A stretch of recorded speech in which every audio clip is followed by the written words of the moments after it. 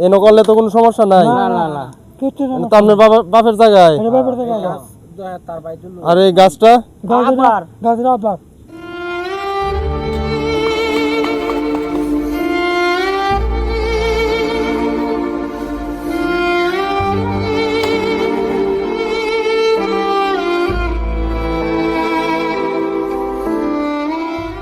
আসসালামু আলাইকুম প্রিয় দর্শক।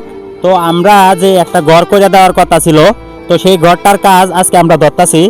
তো আমাদের একটু লেট হওয়ার কারণ হইতেছে যে বৃষ্টির জন্য আমরা এতদিন কাজটা ধরতে পারতেছিলাম না।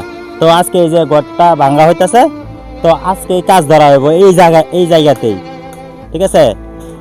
তো এই যে দেখতেছেন মিস্ত্রি অলরেডি লাগিয়ে গেছে। তো এই যে ঘরের ভিতরের অবস্থাটা দেখেন একটু আপনারা, তো মানে কি অবস্থাতে ছিল। আর দেখেন একটা থাকার মতো ভালো একটা বিছানাও কিন্তু ছিল না, ঠিক আছে।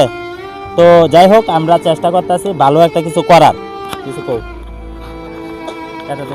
না, আসলে আমাদের কোনো লেট করার কোনো ইচ্ছা আগ্রহ ছিল না। আমরা দ্রুত সম্ভব তো চেষ্টা করছি করার জন্য, কিন্তু বৃষ্টিজনিত কারণে পানি ছিল। আপনারা দেখতে পাচ্ছেন এটা একটা ক্ষেতের মাধ্যমে ওনার ঘরটা।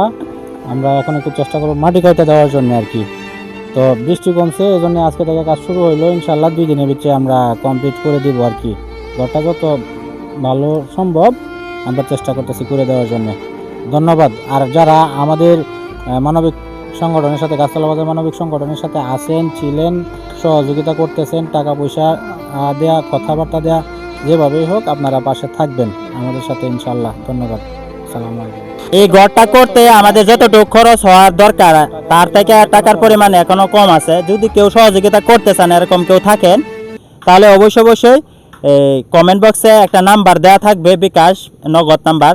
তো আপনারা যদি চান যে না দেওয়ার মতো, তাহলে ওই নাম্বারে যোগাযোগ করবেন, অথবা সরাসরিও আপনারা পাঠাতে পারবেন। ধন্যবাদ সকলকে।